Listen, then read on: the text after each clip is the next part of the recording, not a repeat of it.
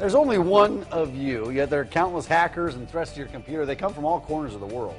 How can you keep your computer safe against attacks, which could cost you a lot of time and money? Let's compute this. Thor Schrock, the CEO of Shrock Innovations. Good to see you, Thor. Welcome back. Guys. Yeah, doesn't it feel like you're in an endless battle? Sometimes you hear about, you know, all the bad guys and what they want to do, and you're like, oh, I got to get all this software and safe practices and everything. Yes. And then you hear about, like, well, if the bad guys don't get me, then my own government will get me. You know, it's like hard to win. Oh, boy. Well, and But you think about big companies like Target. If they aren't safe, then what are we supposed to do? Exactly. Yeah, so talk about that. I mean, it's not just those big companies, it's individuals. And you know, it feels, in some ways it's draining, because every week I come on the show, I have a security story I could talk about. Like, we could be talking about the new Heartbleed-like vulnerability that is out. It's been patched, it's been taken care of. There's a new one came out. A lot of people don't realize Heartbleed, I didn't realize this at first, that Heartbleed was patched when the news hit.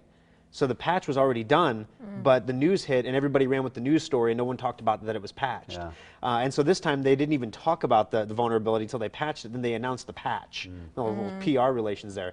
Or, you know, I could talk about how the crypto locker guy that was locking up people's computers and stuff, the government shut down one of his networks. It's going to slow him down a little bit. It'll take him maybe a couple days to get back online again, a couple days. And then he'll begin extorting people again. But the bottom line is there are steps that we can take as individual people to secure our computers, and the threat over the years has changed dramatically. It has evolved in the last few years alone. You Well, feel yeah, like you can't outsmart these people. It's bad when the good old days were when you got an email from a coworker that said, I love you, and then you're like, do you really love me? And she's like, what are you talking about? Or there was a scam clearly out of Nigeria or someplace, and you knew better than to give your bank account information. Now stuff's happening.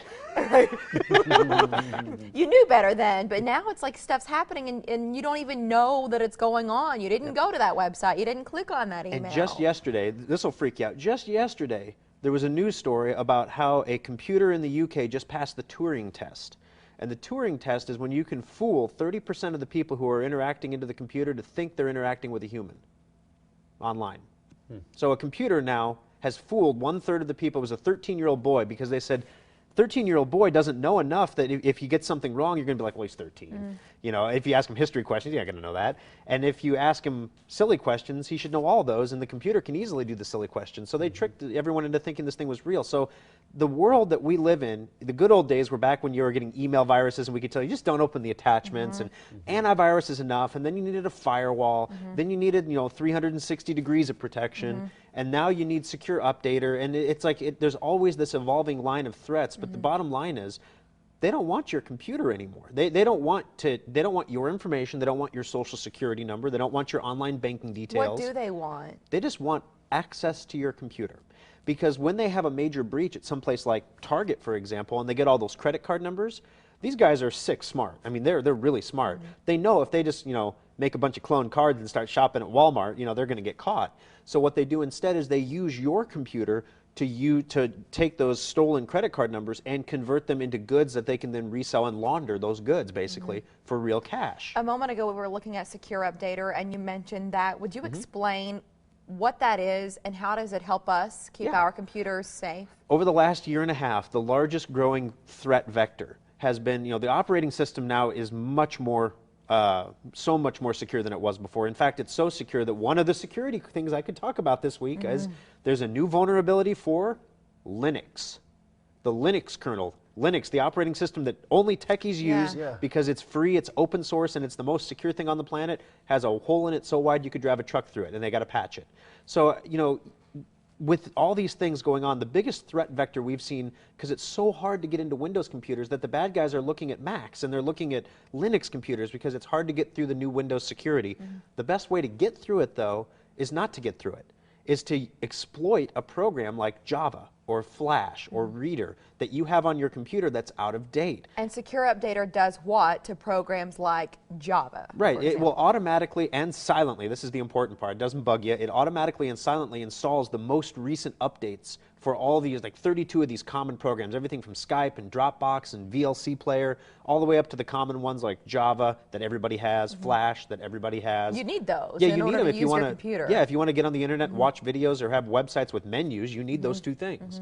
So basically, Secure Updater, every 8 hours, it checks to see if there's a new update, and then it downloads that update silently and automatically to your computer, much faster than even the program's own internal update engines that can take as long as 14 days to get you the patch. So what's it take to get Secure Updater? How do you just download? Is it a download? Well, yeah, it's a program. You can go to their website, secureupdater.com, and download. There's a 14-day free trial. And a lot of people are shocked when they download the free trial, and it says you've got 6 programs on your computer that are out of date. And we've had network administrators that are shocked how many programs are out of date on their workstations, because their job is to keep on top of that, and it makes them look really bad. So there's so many programs out there. And I know I'm not alone. And when I get those pop-ups that say you need to update, I don't have time. I don't even know if this is a legitimate Yep, the request. bad guys are aware that these things pop up. So you just ignore, and then all of a sudden you're vulnerable. Yeah, if you've ever gone to a website and it says you need to update your media player to view the content of this page, and so it's not a bad site, it's not like a site your grandma would be ashamed of, you know. You're just trying to get something on the web, and so you click on the update thinking, oh, my Flash is out of date, but it's not Flash you're installing at all. It's a virus that you're choosing to install.